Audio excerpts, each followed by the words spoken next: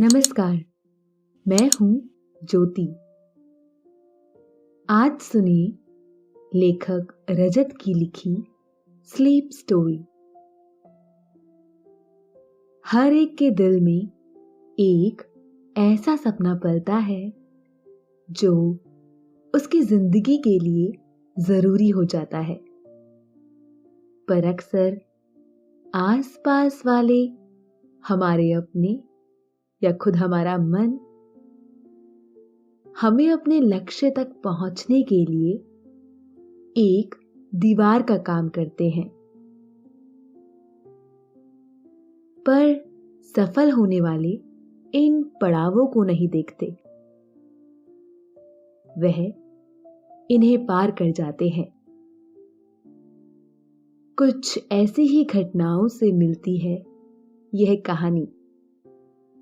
एक लड़का वायु और एक मेंढक की, दो कहानियों से बनती सफलता की एक मोटिवेशनल कहानी।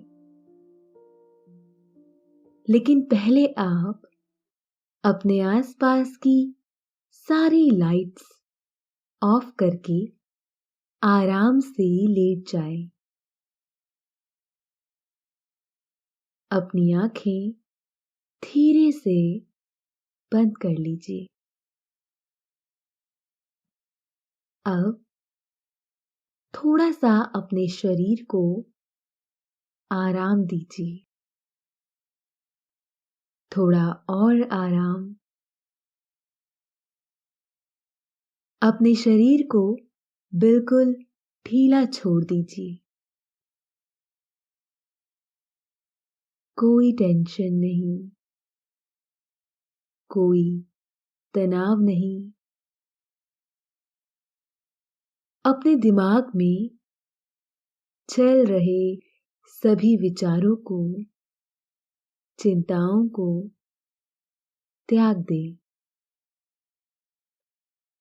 एक शांति सी महसूस करें। सब नेगेटिव पॉजिटिव विचारों को धीरे धीरे निकाल दें। हाथों को सीधा करके अपनी कमर के साइड में रख लीजिए। अपनी सांस पर ध्यान लगाएं। इसको धीमे या तेज नहीं करना है, बस ध्यान देना है कि कैसे वो आपकी नाक गले में होते हुए आपके अंदर प्रवेश कर रही है और कैसे वो आपके गले और नाक के माध्यम से वापस निकल रही है। मन शांत, एकदम शांत होता जा रहा है। आप बहुत अच्छा महसूस कर रहे हैं। खुद को काफी हल्का फील कर रहे हैं। सब तरफ शांति ही शांति है, सुकून है, खामोशी है। टर्रम अपने बिल से बाहर आया और बीच में बैठकर आसमान की ओर देखने लगा। उसका अरमान है कि एक रोज खुले आसमान के नीचे सांस ले, पर अब तक ऐसा मुमकिन नहीं हो पाया। वह जो भी प्रयास करता वह विफल हो जाता। उसकी कोई कोशिश कामयाब नहीं होती। पर वह भी हार नहीं मानता, फिर से कोशिश करता। नुमापुरा नाम का एक गांव है जो जंगलों के बीच बसा है और गांव के बीच एक बहुत पुराना कुआं है। कहते हैं यह कुआं इतना पुराना है जितना पुराना यह गांव भी नहीं है। सदियों पुराना, पर गहरी वादियों के बीच होने के बावजूद भी यह कुआं सूख चुका है। पानी ने इसका साथ छोड़ दिया है। गहरा अंधेरा कुआं जिसमें टर्रम रहता है, एक मेंढक जिसे उसका नाम उसकी आवाज के कारण मिला। उसके साथ और भी मेंढक रहते हैं, पर अपनी मस्ती में मस्त है। सभी को लगता है यह उनकी दुनिया है।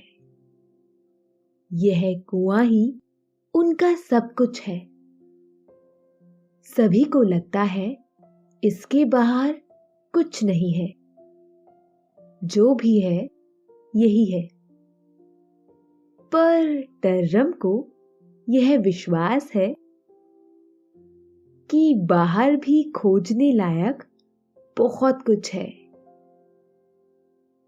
जीने के लिए पूरी दुनिया उनका इंतजार कर रही है। खुला आसमान उनकी राह देख रहा है। नदी, झरने उनकी यादों में बह रहे हैं। अलहड़ जंगली हवाएं तेज बहाव में उड़ रही है और बहुत से जीव जंतु उनसे दोस्ती करने के लिए तैयार है।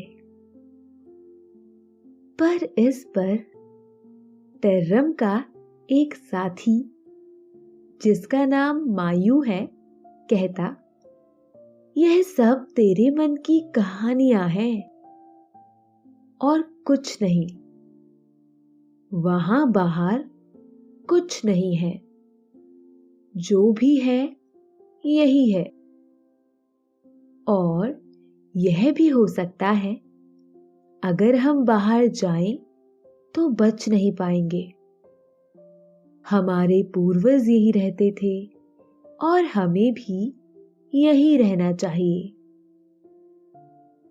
जब कोई ऐसी बात करता तो टर्रम चुप हो जाता और कोई जवाब नहीं देता। उसे लगता बात करना बेकार है। एक रोज वह बाहर निकलेगा और सबको बताएगा कि वह सही था। वह जो सोचता था वह सिर्फ उसके मन के ख्याल नहीं, बल्कि जीती जागती दुनिया है। ऐसा ख्यालों का होना कोई नई बात नहीं है। यह टर्रम हमेशा से सोचता था, पर किसी से कहता नहीं था।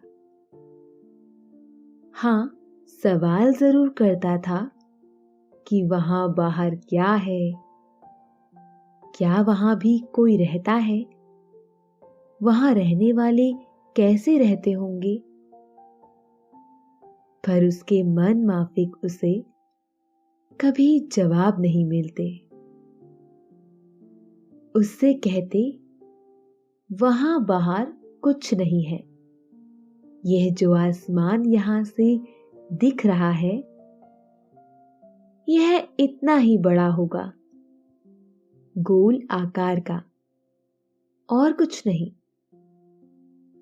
कुएं में रहने वाले मेंढक और दूसरे जीवों का यह मानना है कि आसमान इतना ही बड़ा है जितना इस कुएं से दिखाई देता है और बाहर कोई दुनिया भी नहीं है।